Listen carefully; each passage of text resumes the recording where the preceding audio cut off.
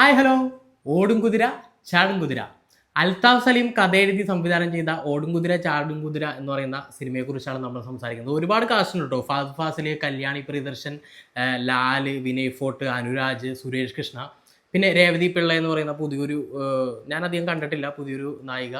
പിന്നെ നമ്മുടെ ധ്യാൻ ശ്രീനിവാസൻ ചെറിയൊരു ക്യാരക്ടർ ചെയ്യുന്നു. എന്നാൽ കുറച്ച് പ്രാധാന്യമുള്ള ക്യാരക്ടറാണ്, വെറുതെ വന്നു പോകുന്ന പരിപാടി മാത്രമല്ല. അങ്ങനെ ഒരു സിനിമ. ജിൻഡോ ജോർജ് ക്യാമറ ചെയ്തിരിക്കുന്നു, നിതിൻ രാജ് എഡിറ്റ് ചെയ്തിരിക്കുന്നു, ജസ്റ്റിൻ വർഗീസ് മ്യൂസിക് ചെയ്തിരിക്കുന്നു. ഓടും കുതിര ചാടും കുതിര വെള്ളം കണ്ടാൽ നിൽക്കുമോ അല്ലെങ്കിൽ പ്രേക്ഷകൻ വെള്ളം കുടിക്കുമോ എന്നൊക്കെയാണ് നമ്മൾ നോക്കുന്നത്. സിനിമ എങ്ങനെ ഉണ്ടെന്ന് ചോദിച്ചാൽ അതിന് മുന്നോടിയായിട്ട് ഒരു ചെറിയൊരു കാര്യം പറഞ്ഞോട്ടെ.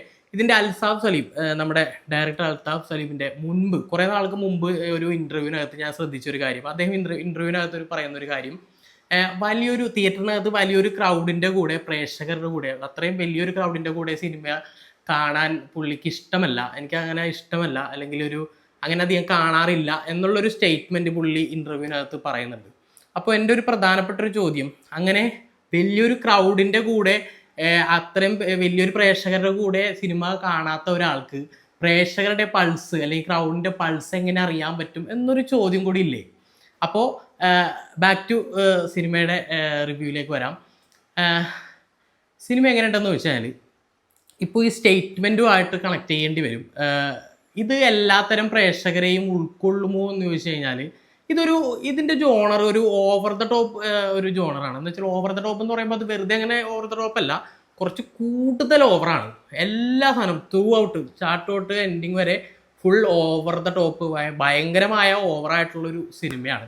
അപ്പോൾ അത്തരത്തിലുള്ള ഇത് തുടക്കത്തിൽ എനിക്ക് തോന്നിയിരുന്നത് ഒരു ഡാർക്ക് ഹ്യൂമർ, ബ്ലാക്ക് ഹ്യൂമർ ആണോ എന്നുള്ളൊരു തോന്നൽ തോന്നിയിരുന്നു. പിന്നെ അത് കഴിഞ്ഞ് എനിക്ക് മനസ്സിലായി, കുറച്ചാണ്ട് വളരെ പെട്ടെന്ന് തന്നെ എനിക്ക് മനസ്സിലായത് ഇത് ഓവർ ദ ടോപ്പ് സിനിമയാണ്. പക്ഷേ ഇത് പോകും തോറും ഓവർ ദ ടോപ്പിന് മുകളിലാണ് ഈ സിനിമ.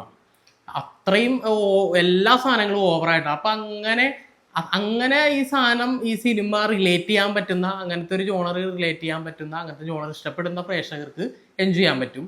എല്ലാത്തരം പ്രേക്ഷകരെയും ഇത് ഉൾക്കൊള്ളുമോ എന്ന് ചോദിച്ചു കഴിഞ്ഞാൽ, ഓടും കുതിര ചാടും കുതിര എന്ന് പറയുന്ന പേരെന്തുകൊണ്ടായിരിക്കും ആ സിനിമയ്ക്ക് പേരിട്ടേക്കുന്നുള്ളൊരു ചിന്ത എനിക്കുണ്ടായിരുന്നു. അപ്പോൾ എനിക്ക് തോന്നുന്നത് ഇതിൽ കുതിരയ്ക്ക് ഒരു ഇമ്പോർട്ടൻ്റ് ഉണ്ട്, കുതിര എന്ന് പറയുന്ന ഒരു സംഭവത്തിന് ഇമ്പോർട്ടൻ്റ് ഉണ്ട്. അതുകൂടാതെ തന്നെ ലിറ്ററലി ഇത് പല ക്യാരക്ടറും കുതിരകളെ പോലെയാണ്.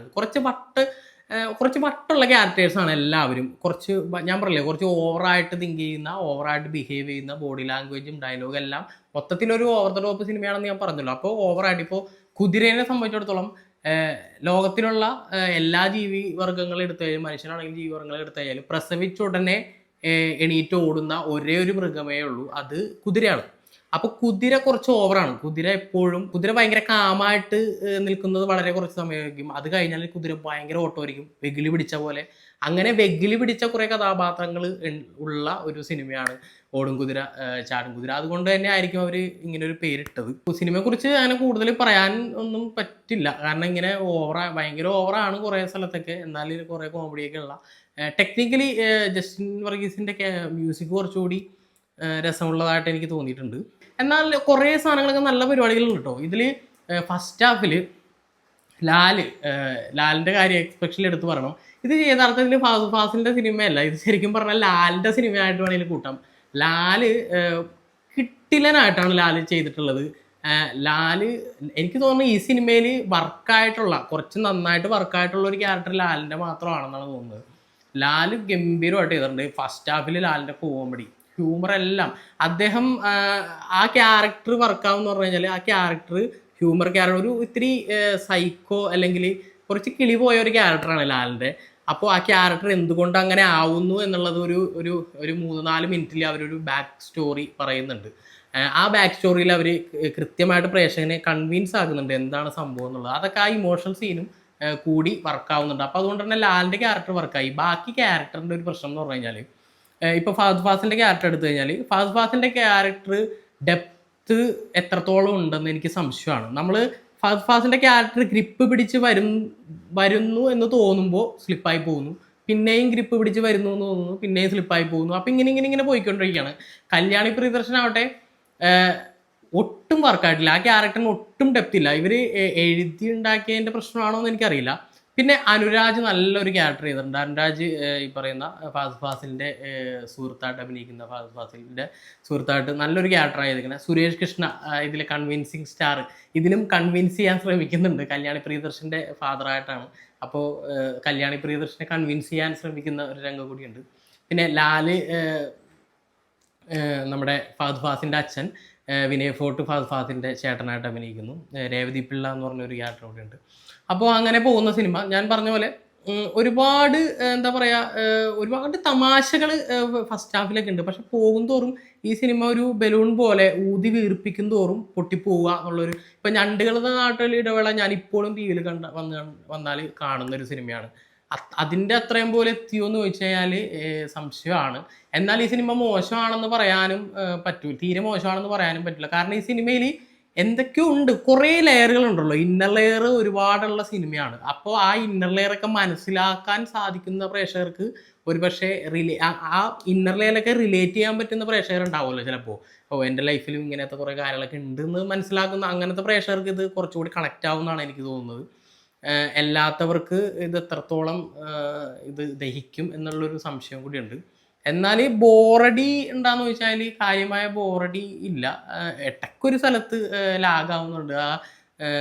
എന്താ പറയുക, സെക്കൻഡ് ഹാഫ് തുടങ്ങുന്ന ഒരു ഫസ്റ്റ് ഹാഫിൽ ഒരുപാട് തമാശകളുണ്ട്. ലാലിൻ്റെ കോമഡികൾ എന്ന് പറഞ്ഞു കഴിഞ്ഞാൽ ഗംഭീര സാധനം. പിന്നെ ലാലിനെ കുറിച്ച് ഒരാൾ പറയുന്നത് നല്ല ഹൈറ്റുള്ള അല്ലെങ്കിൽ എന്താ പറയുക ഡോൾബി അറ്റ്മോസ് സൗണ്ടുള്ള ഒരാളെന്ന് പറയുമ്പോൾ തന്നെ നമുക്ക് അവിടെ ചിരി പറക്കണം. കാരണം ലാലിൻ്റെ സൗണ്ട് അങ്ങനത്തെ ഒരു സാധനമുള്ള, അപ്പോൾ ഡോൾബി അറ്റ്മോസ് സൗണ്ടുള്ള ഒരാളെന്ന് പറഞ്ഞിട്ട് ഒരു സാധനം കോമഡി വർക്കാവുന്നുണ്ട്. അങ്ങനെ ലാലിൻ്റെ ആറ്റിറ്റ്യൂഡിലും ബോഡി ലാംഗ്വേജിലും അദ്ദേഹത്തിൻ്റെ ഡയലോഗ് ഡെലിവറിയിലും എല്ലാം അതാണ് ഞാൻ പറഞ്ഞത്, ഇതൊരു ലാലിൻ്റെ സിനിമയായിട്ട് വേണമെങ്കിൽ കൺസിഡർ ചെയ്യാൻ പറ്റും എന്ന് എനിക്ക് തോന്നിയിട്ടുണ്ട്.